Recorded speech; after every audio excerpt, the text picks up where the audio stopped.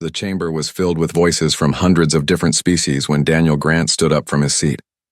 He had been sitting there for 3 hours listening to the council members argue about trade routes and mining rights, while his people were dying. His uniform looked worn and his eyes showed the exhaustion of someone who had not slept properly in weeks. Behind him stood Captain Lisa Monroe and Commander Jake Peterson, both officers from the Earth Defense Fleet. They wore their dress uniforms, but the fabric could not hide the tension in their bodies. Daniel waited for silence, but it did not come easily.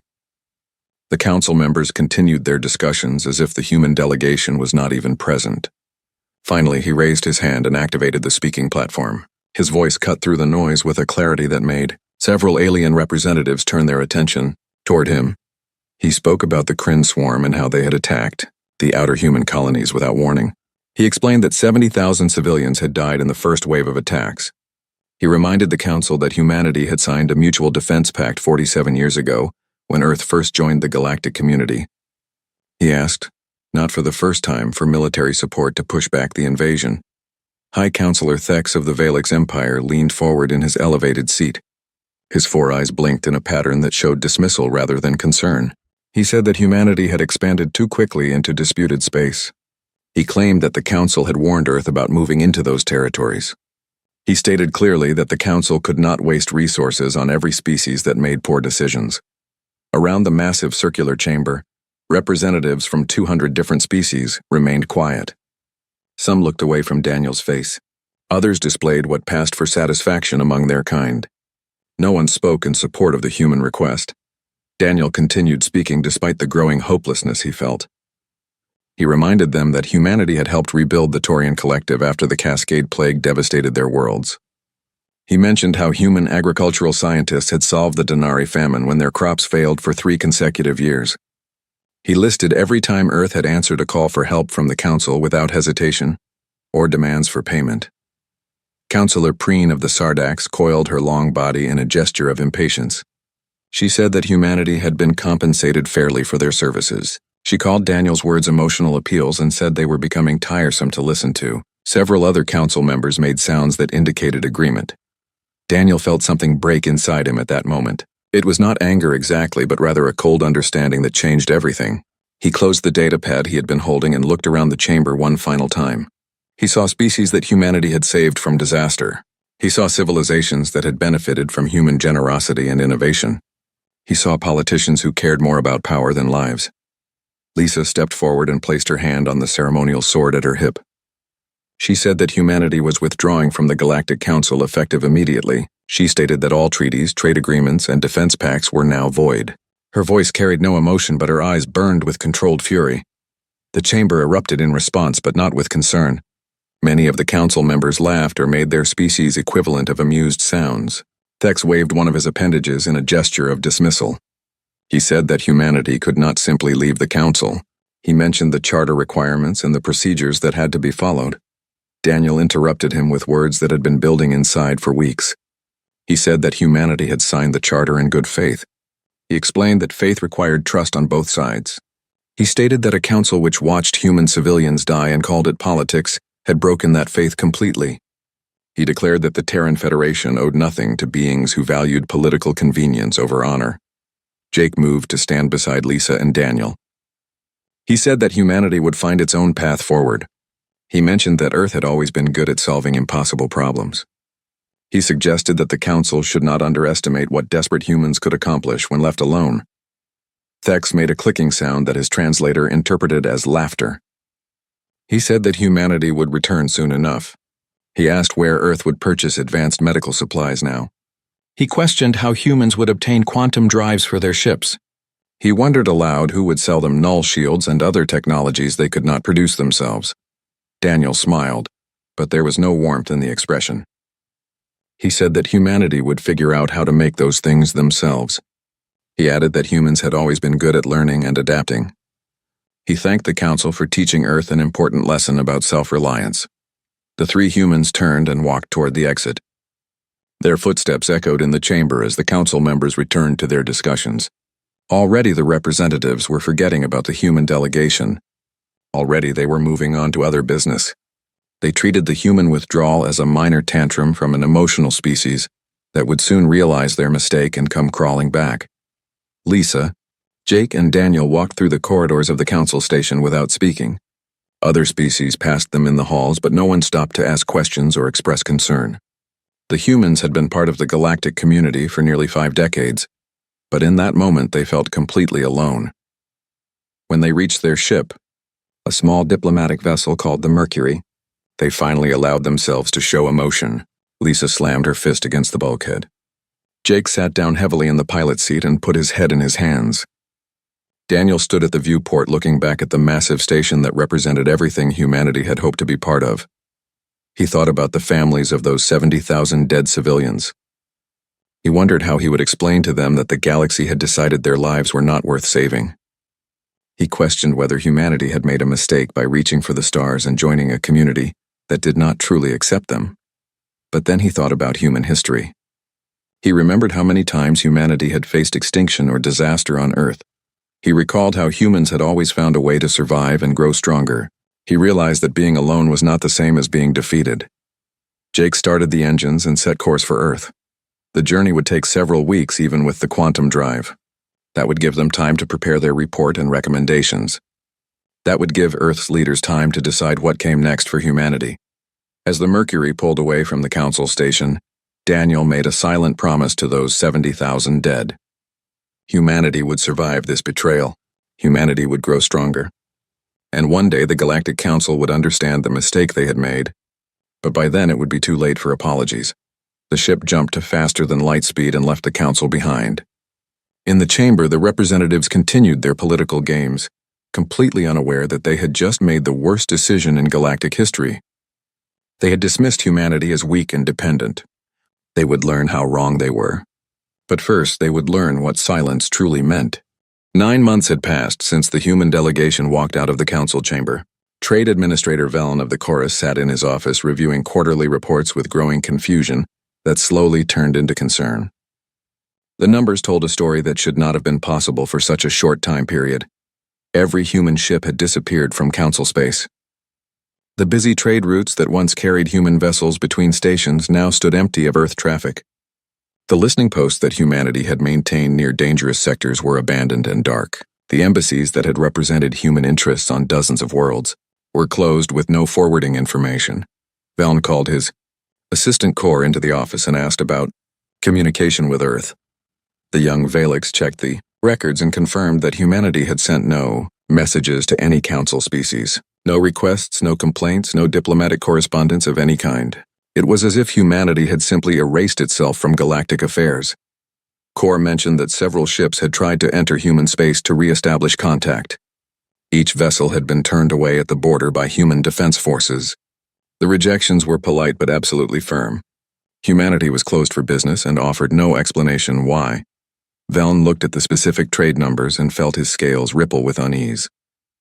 Medical supplies that Earth had provided to 17 different species had stopped completely. Agricultural shipments that fed 4 colony clusters in the outer reach had ceased. Technical support contracts that humanity had maintained for dozens of species were simply abandoned. The Denari were sending urgent requests for human grain shipments. Their population had grown dependent on Earth food exports after their own agricultural problems. Now they were facing potential famine again, and the humans were not responding to any communication attempts. The Sardax mining operations were experiencing severe problems. For 30 years, human engineers had maintained the quantum drill arrays that the Sardax purchased, but never fully understood how to operate. Without human technicians, the machinery was breaking down. The Sardax were discovering that they had no idea how to repair or maintain their most important industrial equipment. The Taurian Collective was dealing with a new strain of the Cascade Plague. They had sent desperate messages to Earth requesting the antiviral treatments that human biochemists had developed.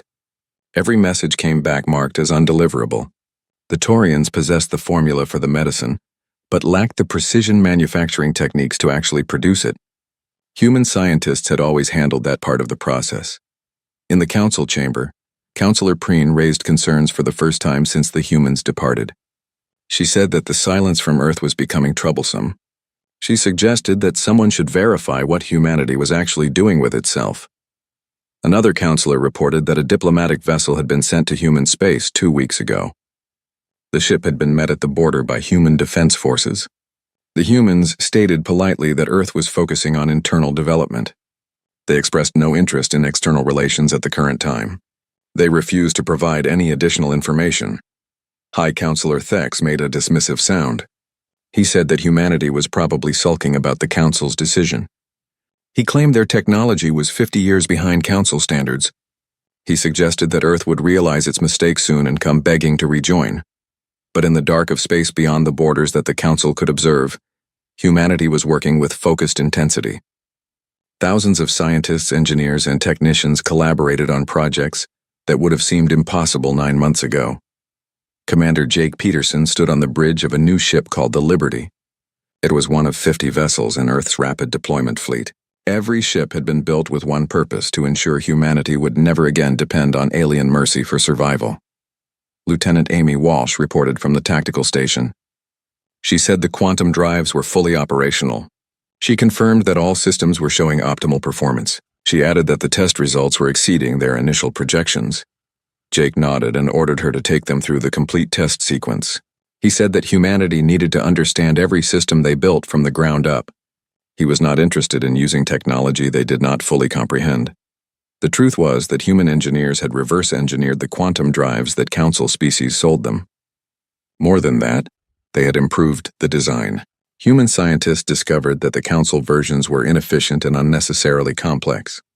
The Earth versions were faster, more reliable, and used less power.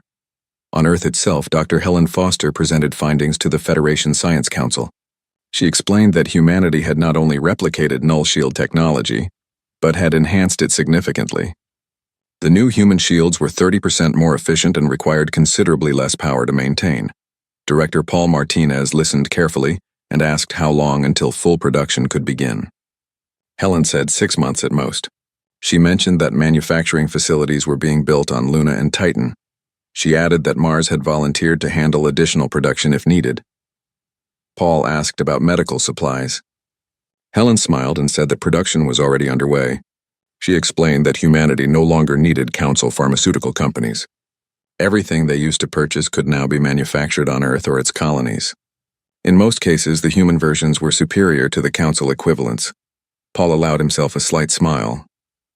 He said that the Council had thought humanity needed them. Helen corrected him and said that humanity had needed them. Past tense. She added that the Council should have helped when asked. Instead, they gave Earth the motivation to become self-sufficient. Across human space, similar conversations were happening. Shipyards worked around the clock building new vessels. Research stations pushed the boundaries of what human science could accomplish. Manufacturing facilities produced goods that Earth previously imported. The memory of 70,000 dead civilians drove every project forward.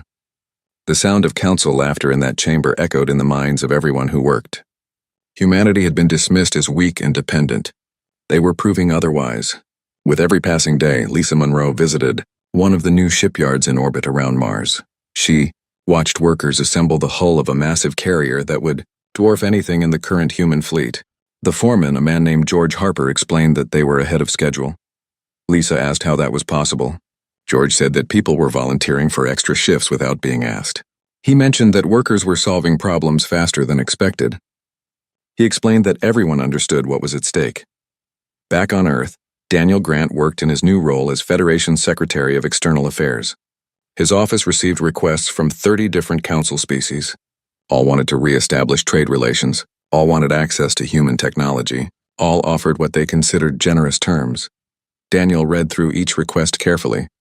None mentioned the 70,000 dead. None offered apologies for the Council's decision. They were simply business propositions from species that were discovering they had problems without human help. He filed the requests without responding. Humanity was not ready to engage with the Council yet. Perhaps they never would be. That decision could be made later when Earth was truly secure. In the Sardax territories, mining output had dropped by 40%. The Sardax leadership met an emergency session to discuss the crisis. Someone suggested they offer humanity significant payment to return and fix their equipment. Another Sardax pointed out that humans were not responding to any communication. A third mentioned that even if Earth did respond, the Sardax had nothing humanity seemed to want anymore. They had always assumed humans would be available. They never considered what would happen if Earth simply walked away. The Taurian death toll from the new plague reached 2 million. Their medical teams worked desperately to produce the antiviral treatment, but kept failing. The precision required was beyond their current capabilities. They had always relied on human expertise and never developed their own. Councillor Preen called a private meeting with several other representatives. She said that the human situation needed to be discussed candidly. She claimed that their silence had continued long enough. Velen attended the meeting and listened to the other councillors talk about punishment and teaching humanity a lesson. Finally, he interrupted and said that humanity was not punishing anyone. He explained that they were simply doing what the council told them to do. They were solving their own problems. Another councillor said that humanity was solving problems without council assistance. Velen agreed and added that this was proving to be the council's problem rather than Earth's. Preen suggested that the council extend an official apology. She proposed offering to renegotiate human membership with better terms. She admitted that perhaps a mistake had been made. Velen shook his head slowly. He said that he did not think humanity cared about council membership anymore. He explained that Earth was moving forward without looking back. He suggested that the council had missed their opportunity to make things right. The meeting ended without any decisions being made. The councillors returned to their duties, still not understanding what had truly changed. 15 months had passed since humanity closed its borders, the Galactic Council chamber filled with an urgency that had been absent during the human departure. High Councillor Thex stood before the assembly looking diminished compared to his usual commanding presence. His confidence had eroded over the past year as the Velix Empire faced a threat they could not overcome. The Kryn swarm had consumed the disputed territories where humanity once maintained colonies. Now the swarm had turned its attention to council space. 12 Velix colonies had fallen in rapid succession. The Velix military, once considered the second most powerful in known space, found itself unable to stop the relentless advance. Thex requested immediate military intervention from the council. He explained that the swarm was adapting to Velix tactics faster than anticipated. He admitted that their weapons were proving less effective with each engagement. He said something that clearly caused him pain, that the Velix needed human tactical support. Councillor Preen asked why the Velix could not handle a mindless swarm with their massive fleet. Her tone suggested she was enjoying Thex's discomfort. The political games continued even as the threat grew worse. Thex explained that the swarm was not mindless. It learned from every battle. It adapted its defenses against whatever weapons were used. He said that human military advisors had understood the swarm in ways that Velix strategists did not. He admitted that humanity's tactical flexibility had been underestimated. Another councillor suggested that Thex simply contact Earth and request assistance. Thex replied that the Velix had tried repeatedly. Every message went unanswered. Humanity was maintaining complete silence toward all council species. The chamber fell quiet as the representatives absorbed this information. For the first time, several councillors began to understand the scope of their mistake. Trade Administrator Velen stood to present his own crisis report. He explained that the economic situation was deteriorating across council space. 73 member species had depended on human goods or services. Many had no alternatives available. The Denari were experiencing food shortages that threatened to become a full famine. The Sardac's mining output continued to decline as more quantum drill arrays failed. The Taurian plague had now killed over 2 million people and continued spreading faster than they could treat it. One councillor suggested finding new suppliers to replace human services. Velen said they had tried extensively. He explained that humanity had not simply been suppliers, they had been problem solvers. When the Denari faced famine, humans did not just send food, they sent agricultural specialists who taught better farming techniques. When the Sardacs bought quantum drills, humans maintained them because the Sardacs never learned how the technology worked. Velen continued explaining that the council had taken human expertise for granted. Humanity had filled gaps in dozens of civilizations without anyone realizing how dependent they had become. Now those gaps were becoming critical failures. Thex insisted that humanity was just one species among thousands. He said the council would adapt. He claimed they would find solutions, but adaptation proved harder than Thex wanted to admit.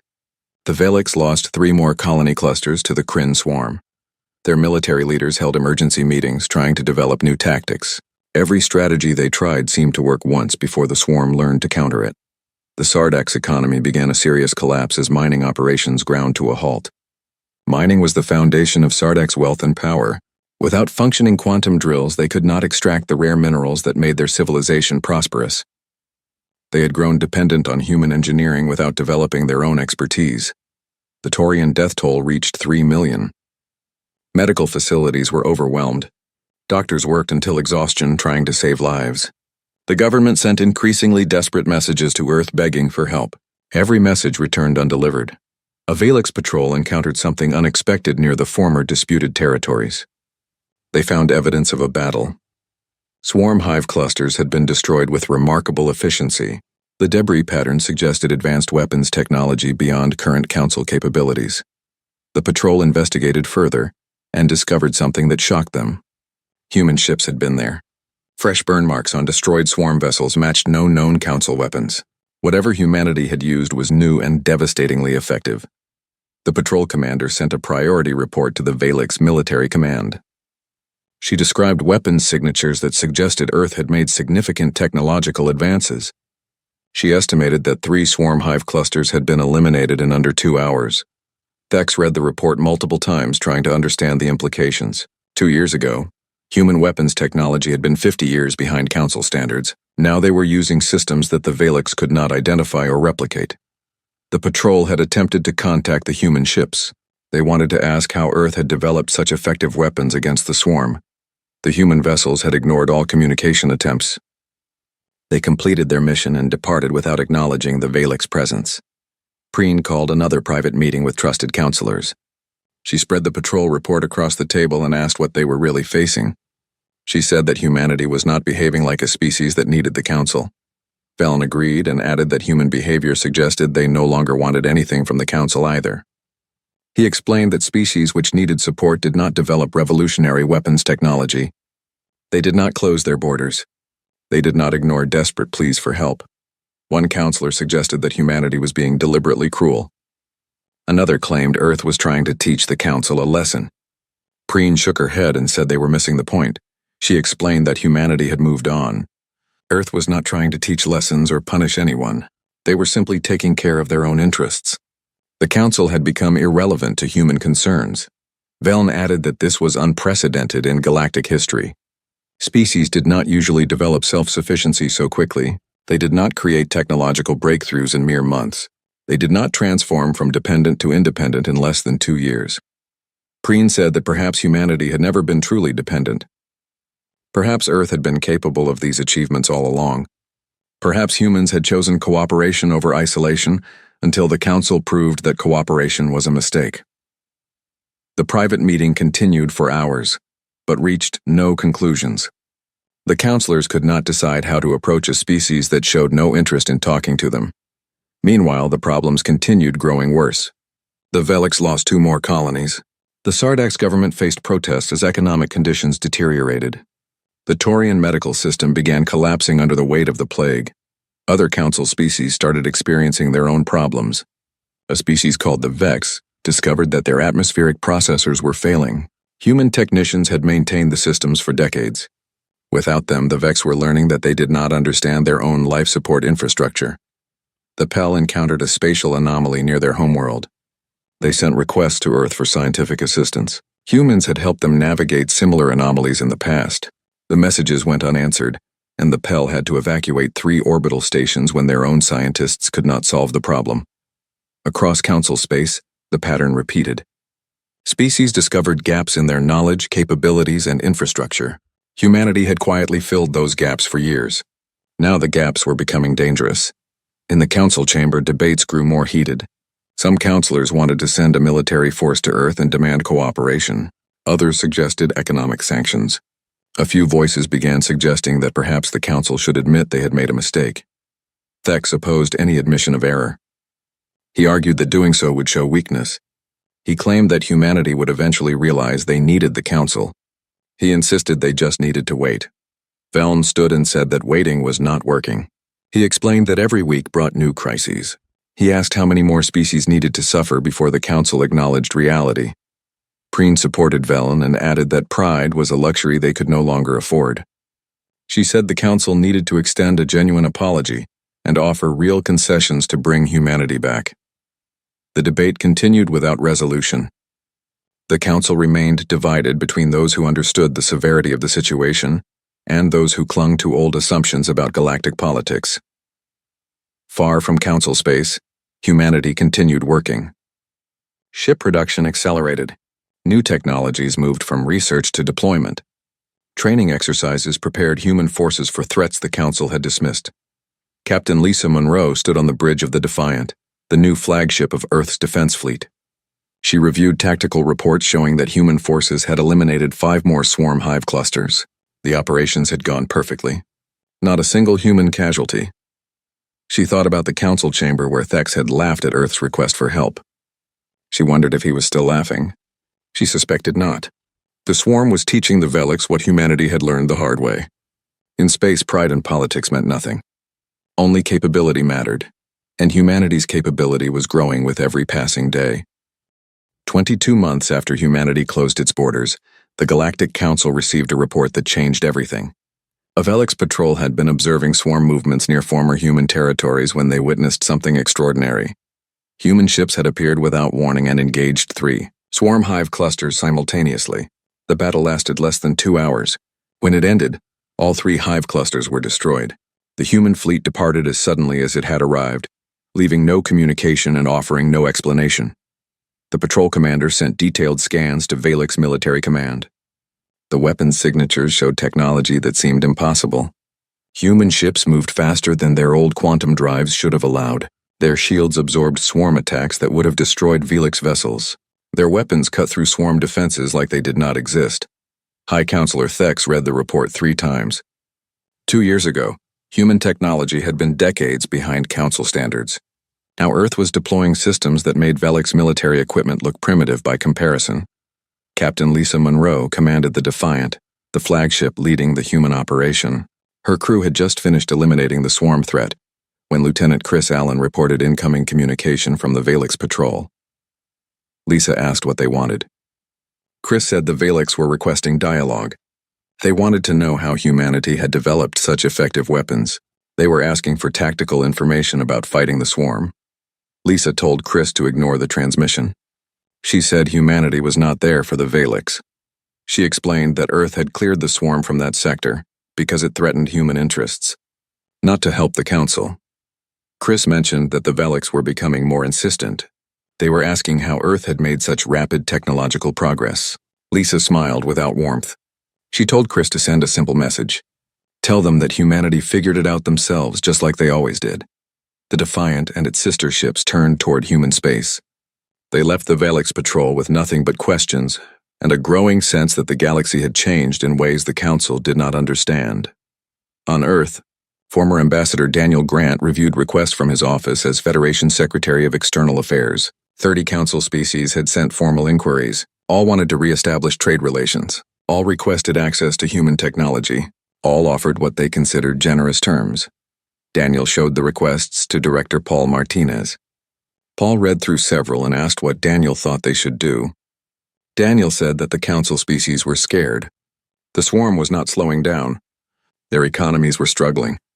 They were realizing that humanity had not been just another minor species. Paul asked if Earth should help them. Daniel was quiet for a long moment. He asked Paul if he remembered the Council chamber. He asked if Paul recalled when he begged for help and the Council laughed. Paul said he remembered every detail. Daniel said that the families of 70,000 dead remembered too. He said that letting people die because it was politically inconvenient was something the Council did, not something humanity should do. He explained that humans were better than that. Paul asked what Daniel wanted to do. Daniel said that Earth should help, but on human terms this time. He explained that humanity had proven they did not need the Council. If Council species wanted Earth's help, they needed to understand that the old relationship was over forever. 3 weeks later, a single human vessel arrived at the main Council station. It was not a military ship but a diplomatic transport. Admiral Jake Peterson, recently promoted, disembarked as humanity's military liaison. High Counselor Thex met Jake in a private chamber away from the main Council floor. The Velix looked smaller somehow, less confident than Jake remembered from the last meeting. Thex thanked Jake for coming and said the Council wanted to discuss re-establishing relations. Jake said he was there as a courtesy, not because humanity needed anything. He told Thex to make it quick because he had other responsibilities. Thex began with what sounded like a prepared speech. He said the council wished to extend an official apology for their response to Earth's crisis. He admitted that the council had failed in their obligations as allies. He said mistakes had been made. Jake interrupted and said that the Valix were not allies. He explained that allies helped each other. He said the council had been parasites. Humanity gave, and when Earth needed something in return, the council laughed. Thex closed his eyes in what might have been shame. He said that Jake was correct. He explained that the council had debated extensively since humanity's departure. He claimed they now understood how much they had depended on human contributions. He asked what terms Earth would require for re-establishing relations. Jake pulled out a data crystal and placed it on the table. He said that humanity would provide military assistance against the swarm. Earth would re-establish limited trade for essential goods only, specifically medical supplies and food for species facing humanitarian crises. Humans would share specific technologies on a case-by-case basis. Thex asked what humanity wanted in return. Jake said nothing. Thex repeated the word with confusion. Jake explained that Earth did not need anything from the Council anymore. He continued explaining that humanity would help, because it was the right thing to do, not because they wanted something in return, but Thex needed to understand that Earth was no longer a Council member. Humans were not subject to Council laws, politics, or judgment. They would help when they chose and how they chose. Thex said the Council would never accept such terms. He claimed Jake was asking them to admit humanity was equal without membership or oversight. Jake stood to leave and said that humanity was not asking. Earth was telling the Council how things would be from now on. Jake explained that the Council could accept help under these conditions or face the swarm alone. Either way, humanity would be fine. Earth had proven they could take care of themselves. He paused at the door and added one more thing. He said that every species Earth helped would receive education and training. Humans would teach them how to maintain their own equipment. They would show them how to develop their own solutions. Earth was done enabling dependency. Jake left the chamber. Thex sat alone considering the data crystal. For the first time in his long political career, he understood that he held no leverage. Humanity had all the power in this relationship. The Council needed Earth. Earth did not need the Council. Across Council space, news of Jake's visit spread quickly. Some species were outraged at human arrogance. Others were relieved that Earth was willing to help at all. A few understood that the galaxy had changed fundamentally. The Taurian government debated whether to accept human terms. Some argued that accepting help without giving something in return was humiliating. Others pointed out that 3 million people were dead and more were dying every day. Pride seemed less important than survival. The Denari faced similar debates. Their famine was getting worse. Human grain could save millions of lives, but accepting it under Earth's conditions meant admitting they were dependent and unable to care for themselves. The Sardax struggled with the economic implications. Their mining industry was collapsing. Human technical assistance could restore it, but learning how to maintain their own equipment meant acknowledging they had never truly understood the technology they used. In the Council chamber, debates raged about the human ultimatum. Thex argued that accepting Earth's terms would undermine Council authority. How could they govern effectively if one species operated outside their jurisdiction? Councillor Preen responded that the Council had no authority over humanity anymore. She said that Earth had withdrawn and proven they could thrive alone. She asked what good Council authority was if member species were dying from problems that humans could solve. Velen supported Preen. He explained that the Council's choice was simple. They could let pride prevent them from accepting help, or they could put their people's welfare first. He said the Council had chosen pride over human lives 22 months ago. Perhaps it was time to make a different choice. The debate continued for days. Meanwhile, the swarm advanced deeper into Valix territory. The Taurian death toll reached 4 million. The Denari famine worsened. The Sardax economy contracted further. Finally, Thex called for a vote. He proposed accepting human terms for humanitarian assistance, while continuing to negotiate for better conditions. The vote passed by a narrow margin. Many councillors opposed it, but even they could not justify refusing help when so many were suffering. Thex sent a formal response to Earth accepting the proposed terms. The message felt like defeat even though it was framed as cooperation. He wondered if this was how humanity had felt when they begged for help and were rejected. On Earth, Daniel read the Council's acceptance. Paul asked if he felt vindicated. Daniel shook his head. He said there was no victory in this situation. People had died unnecessarily. More would die before the crisis ended. The only win would be preventing future deaths. He authorized the first humanitarian missions. Human ships carrying medical supplies departed for Taurian space. Agricultural specialists prepared to travel to Denari worlds. Engineering teams got ready to assist the Sardaks. But this time, humanity was not coming as junior partners or grateful members of a larger community. 3 years after humanity closed its borders, the galaxy looked different than anyone had expected. The Galactic Council still existed and still held political power. But the dynamics had shifted in ways that old counselors struggled to understand.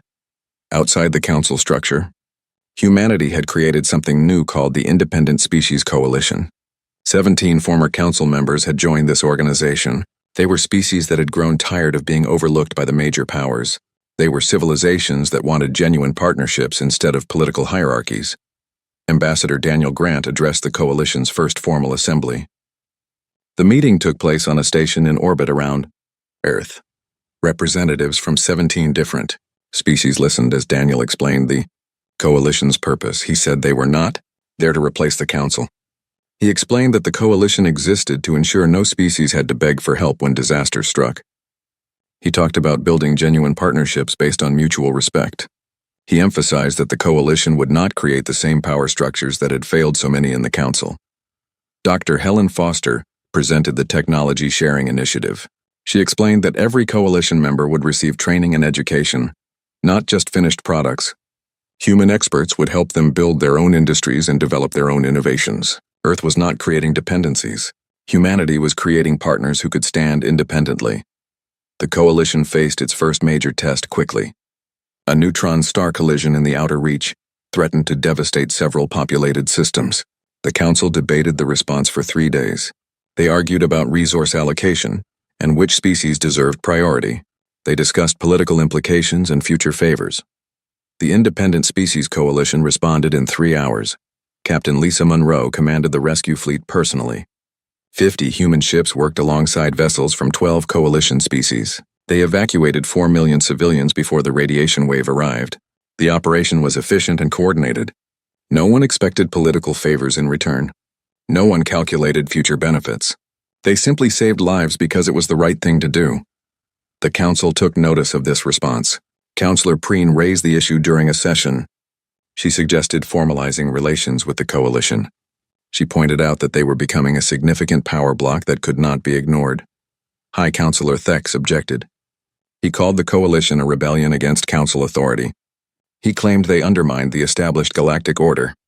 He said that acknowledging them would encourage other species to leave the council. Trade Administrator Velln responded calmly. He said the coalition saved lives efficiently, while the council debated politics. He suggested that maybe the council should learn from them instead of fighting them. The debate continued, but the reality was already clear. The galaxy had changed. Humanity had changed it. The old assumptions about power and hierarchy no longer applied. In human space, Admiral Jake Peterson reviewed fleet reports with satisfaction. The Kryn swarm had been pushed back to their original territory. Coalition forces trained by human military advisors had proven devastatingly effective. More importantly, those forces now understood their own tactical doctrine. They would not need humanity to hold their hands forever. Lieutenant Amy Walsh reported a priority transmission. It was marked personal and came from the Valix homeworld. Jake opened the message and found it was from Thex. The former High Counselor explained that he had resigned from the Galactic Council. He said the Valix Empire was applying for membership in the Independent Species Coalition. They were prepared to accept the educational requirements and partnership terms. Thex wrote that perhaps it was time for older species to remember what genuine cooperation looked like. Jake read the message twice. He told Amy to draft a welcome response. He said to use standard terms with nothing special. Amy asked if he wanted to include any reminder of past conflicts. Jake said no. He explained that Thex had figured things out himself. That was what mattered. The Valix joining the coalition sent shockwaves through council space. If the second most powerful military force was abandoning the council, what did that mean for everyone else? Other species began reconsidering their positions. The PEL submitted a coalition application. The Vex requested information about membership requirements. Even some species that had sided against humanity during the original crisis were exploring options. Counselor Preen watched the council chamber empty over the following months. She understood that the old order was dying. Something new was being born, something that valued cooperation over hierarchy. She called a private meeting with the remaining counselors. She said they needed to face reality. The council could continue pretending they still controlled galactic politics, or they could adapt to the new situation. Valen agreed and added that the council had become irrelevant to many species. He explained that civilizations were choosing the coalition because it offered genuine partnership instead of political games. One counselor suggested that the council could apply to join the coalition. Another laughed and said that would be admitting complete defeat. Preen said that perhaps defeat was better than extinction. The council ultimately decided to maintain independence but establish formal diplomatic relations with the coalition. It was a compromise that satisfied no one but kept both organizations functioning. On Earth, Daniel sat in a garden with his granddaughter Katie. She asked him about his time with the Galactic Council. She wanted to know if the alien counselors were bad people. Daniel thought carefully about his answer. He said they were not bad. He explained that they had forgotten something important. They forgot that every civilization stands on the shoulders of those who help them. They forgot to be grateful. They forgot to be kind. Katie asked if humanity helped them anyway. Daniel smiled and confirmed that Earth did help. He said that helping was what humans do. Not because they expected something in return, but because it was right. Katie wanted to know if the aliens were grateful now. Daniel said that some were learning to be grateful. He added that learning was enough. Across the stars, the lesson continued spreading. In coalition meetings and council sessions, in shipyards and research stations, in schools and hospitals, species were discovering a different way of interacting. The humans had departed in silence after being abandoned by those they thought were allies. In that silence, they had built something better than what existed before. They proved that true strength was not measured in fleets or weapons or political power. True strength was measured in how you treated those who needed help. The Galactic Council learned this lesson the hard way. Their failure to help humanity had reshaped galactic politics and created something that challenged their entire system. The consequences had been severe and far-reaching. But those consequences also brought positive change.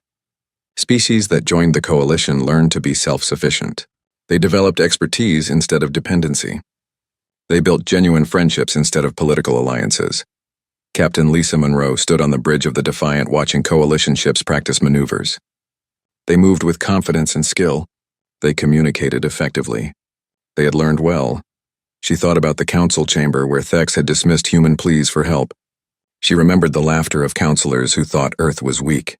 She wondered if they understood yet what they had created by pushing humanity away. Probably not completely, but they were learning. The coalition grew stronger every month. More species joined. More partnerships formed. The old hierarchies continued breaking down.